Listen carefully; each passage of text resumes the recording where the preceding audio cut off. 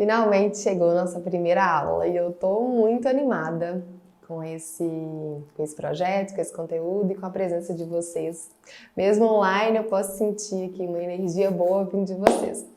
Espero muito poder ajudá-los, tá? Nessa fase aí, para quem está começando, para quem já começou e deseja seguir aí esse caminho da fotografia de parto.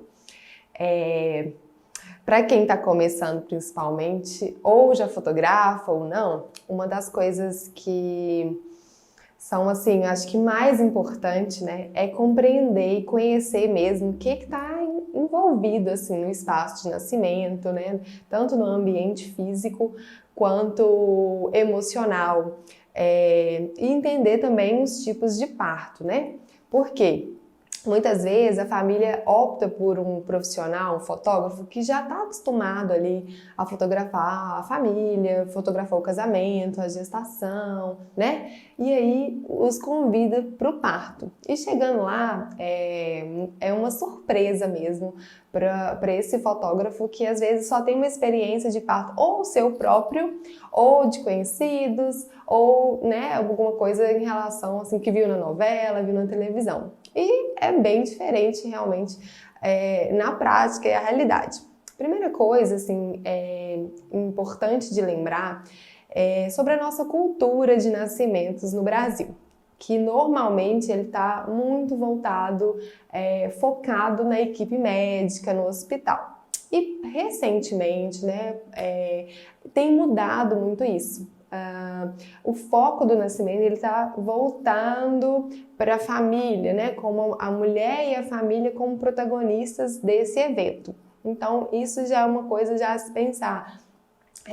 Em alguns nascimentos, por exemplo, a gente nem vai ver a presença do médico, né? E aí, às vezes, cometem assim, alguns deslizes, né? De não entender mesmo a complexidade ali, as fases do trabalho de parto, o momento de ir, o momento de chegar, de ir embora. O momento de ir embora não, mas principalmente o momento de ir, né? A gente fica muito em dúvida se já tá na hora de ir, se não, se está muito cedo, e às vezes acaba indo muito cedo e atrapalhando de certa forma, né? Então, vou explicar um pouquinho como que funciona assim, os tipos de parto. Para muita gente, normalmente existe só um tipo de parto, ou dois no máximo, que é o parto normal e a cesariana. No Brasil, a gente tem uma taxa muito alta de cesarianas, né? E isso vem mudando, né?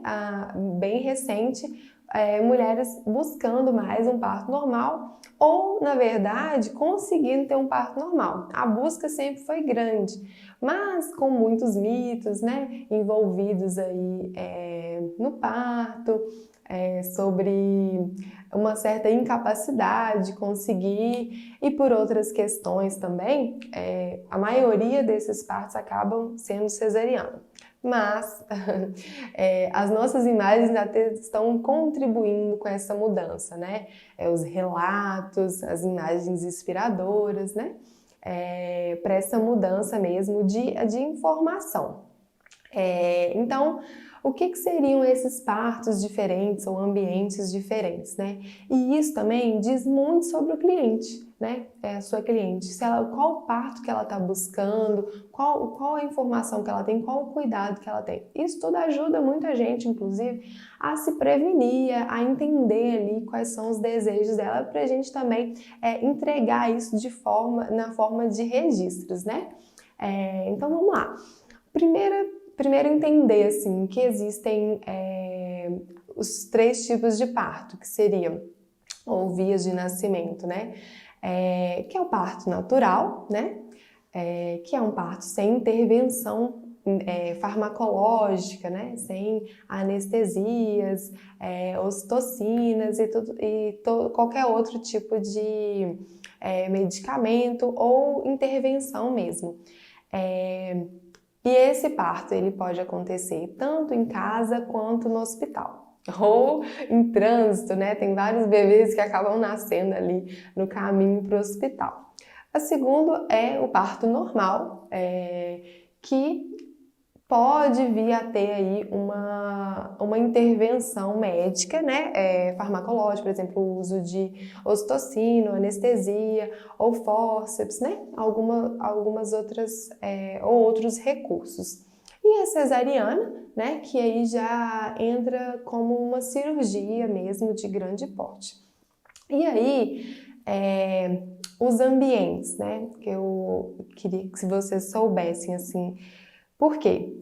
Um parto domiciliar, por exemplo, igual eu falei, não tem a presença do médico. Então, para um fotógrafo, às vezes, chega ali e não sabe disso, fica realmente muito preocupado, né? Que horas que o médico vai chegar, ou que horas que o pediatra vai chegar, se ela não vai tomar anestesia. Primeiro é saber se a sua cliente tem interesse, tem o desejo de ter um parto natural. Se ela tem esse desejo, não cabe a nós, assim, né, oferecer até, né, que às vezes fica assim, nossa, mas ela vai sentir dor, né, e tudo isso foi feito uma construção antes, que eu posso conseguir ao longo das nossas aulas aqui, falar um pouco mais. Então, vamos lá, para os ambientes, que seria um parto em casa, que realmente é um parto natural, sem nenhum tipo de intervenção, né, e sem a presença de médico. Os enfermeiros obstetras já estão capacitados ali para ajudar essa mulher a assistir, ajudar nesse nascimento. Eles são aptos tanto para acompanhar a mulher nessa fase, né, de trabalho de parto e parto, quanto os primeiros cuidados do bebê. Outra coisa, pode haver uma transferência, sim, né? Esses partos só acontecem em gestantes de baixo risco, que o pré-natal foi feito todo de baixo risco, não tem nenhum fator que a torne ilegível, né? para esse nascimento. Então, tá tudo bem, tudo seguro, tudo tranquilo, se essa mulher vai realmente ter um parto em casa. Tudo isso já foi construído antes, junto com a sua equipe, né? O parto normal, aliás, o parto hospitalar, ele já pode ter algumas intervenções, né?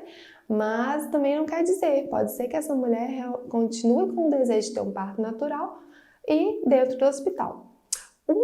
Um ambiente que não é tão comum assim no Brasil, mas que tem, são as casas de parto. Estão começando a surgir algumas particulares, mas as que eu conheço até o momento são as do SUS. Como eu sou de Belo Horizonte, aqui a gente tem o Hospital Sofia Feldman, que é um hospital do SUS, e tem uma casa de parto, né?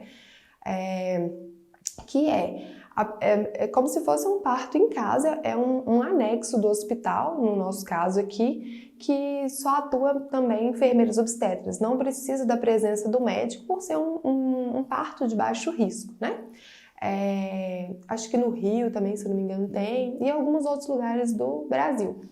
Tem vários projetos para que essas casas, né, se espalhem por uma questão assim econômica também, né? Por não precisar de tantos recursos igual precisa num hospital. E da mesma forma, precisando, essa mulher que está ali na casa de parto, caso aconteça alguma eventualidade, ela pode ser transferida para o hospital. A diferença é essa, que lá também não tem assim, não tem anestesia, não tem ocitocina, não tem formas farmacológicas de alívio da dor, né? E nem médicos, só enfermeiros obstetras. E um bloco cirúrgico, que pode acontecer parto normal. Na maioria, na verdade, dos hospitais tradicionais, a mulher só tem o bebê no bloco cirúrgico. Ela passa ali o trabalho de parto numa salinha, né, num PPP, que é um quarto de preparativo ali para o parto, né, até mesmo o momento do expulsivo do nascimento, que ela é levada para o bloco, né, que realmente a maioria dos hospitais ainda tem aí essa cultura, tanto do parto centrado no médico, quanto de acontecer como um evento cirúrgico, né? Assim, todo mundo com vestimentas de bloco mesmo. E aí, uma coisa assim que é bem legal de vocês saberem são o uso de algumas expressões, né?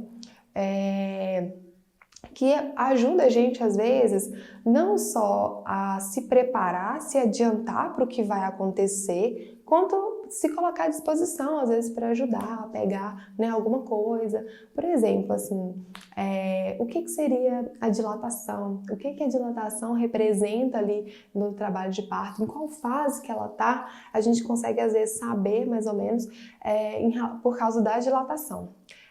Uso de ocitocina, né? É um nome muito comum usado, porque existe a ocitocina tanto sintética, né? E a ocitocina natural, que é um hormônio que o nosso corpo produz, né? O hormônio do amor. Esse hormônio, né, que faz as contrações acontecerem. Então, vocês vão ouvir muita ocitocina assim, durante o trabalho de parto, ou usado pela equipe. O que pode causar essa ocitocina de forma natural, ou algumas mulheres que vão precisar de uma ocitocina artificial para ajudar mesmo na produção aí dessas contrações, para ajudar o bebê a nascer. As posições, assim, tanto do parto, né, quanto as posições do bebê, como, por exemplo, ele tá em OS, ou ele tá transverso, ou os planos, né, isso é uma coisa muito legal de saber. O bebê, ele fica no plano +1, -1, +2, -2, o que é? No canal ali, né, assim, da vagina da mulher, ele vai descendo, né? Então, se o bebê ele está no menos, né, ele ainda não passou mesmo do assoalho pélvico, então ele ainda está em cima. Se vocês escutarem, ele está no plano 0 ou ele já está no +1, é porque realmente já está no canal de nascer. Então vocês já ficam mais atentos, mais alertas para esse bebê, que esse bebê já está quase chegando. Então, conhecer tanto as nomenclaturas mais utilizadas, quanto as fases do trabalho de parto e os desejos que essa mulher tem, né, para o momento do seu parto, ajuda muita gente ali em relação a se posicionar, tanto fisicamente quanto comportamental mesmo, assim, de dar alguma opinião, algum palpite ou não, né? E conhecendo isso antes é que prepara a gente mesmo de forma muito individual, porque cada mulher, cada história é única, cada escolha é única, né? E cada registro também é único. Então a sugestão que eu dou para vocês é de realmente assim conhecer os objetivos da mulher, conhecer do ambiente, conhecer os tipos, conhecer as nomenclaturas, para evitar, no momento do parto, de ficar fazendo algumas perguntas, né, assim, que pode desagradar, pode tirar o foco ali, por exemplo, nossa, tá demorando muito, ou que horas que o médico vai chegar, ou não, ela tá sentindo muita dor, ela tá sofrendo, não vai tomar anestesia, não, mas o bebê não tá sofrendo. Então, conhecer tudo isso, como é um universo muito novo, e o pouco que a gente sabe é só de ouvir falar, né, a cultura, o bebê está em sofrimento. O que seria o bebê estar em sofrimento? Até quantos batimentos por minuto ali é uma coisa que deixa tanto a mulher, tanto a equipe mais alerta. Então, tanto conhecer do ambiente quanto das fases é o que vai te ajudar muito. Por exemplo, a hora de ir, de quanto em quantos minutos quer dizer que a mulher está em trabalho de parto ativo, os sons que ela fala, as reações mesmo do corpo ali, que representa, né, a fase que ela tá, e se é o momento de clicar ou não, se é o momento de sair de cena ou não, de entrar. Além de conhecer esses nomes, né, para que a gente consiga perceber o que está acontecendo, em qual fase que a mulher está, a nossa presença, ela representa muito. Pode ser que a gente atrapalhe e pode ser que a gente ajude. Eu espero realmente que todos nós possamos realmente contribuir. Por quê? A gente pode não só interferir ali de forma negativa, de ficar fazendo perguntas, né? Tipo, nossa, tá demorando, olhando pro relógio, demonstrando uma insatisfação de estar ali, porque parto é imprevisível, a gente realmente não sabe quanto tempo que vai demorar, quanto tempo vai durar. Por isso é tão importante conhecer, até pra gente ir no momento ideal.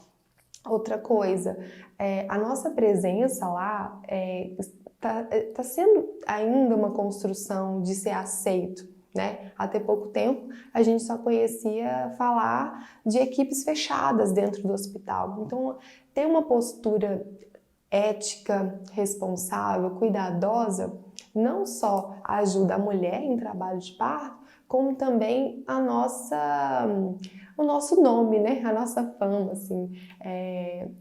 A palavra não seria fama, seria mesmo de sermos aceitos, bem-vindos, porque isso ainda está sendo construído. Então, às vezes, o deslize de alguns profissionais acaba prejudicando todo, né, um restante aí, toda a categoria por um deslize mesmo de alguns profissionais. Então, assim, se você realmente não está preparado, né, para ir, o ideal é você se preparar antes, para além de você fazer um bom trabalho, ter um bom portfólio, ser indicado depois, é de realmente mostrar para os profissionais médicos que está tudo bem a nossa presença ali, que a gente está do mesmo lado e que a gente quer o mesmo objetivo, que é um parto tranquilo, de sucesso, né? E para ficar as melhores lembranças desse parto através dos nossos registros.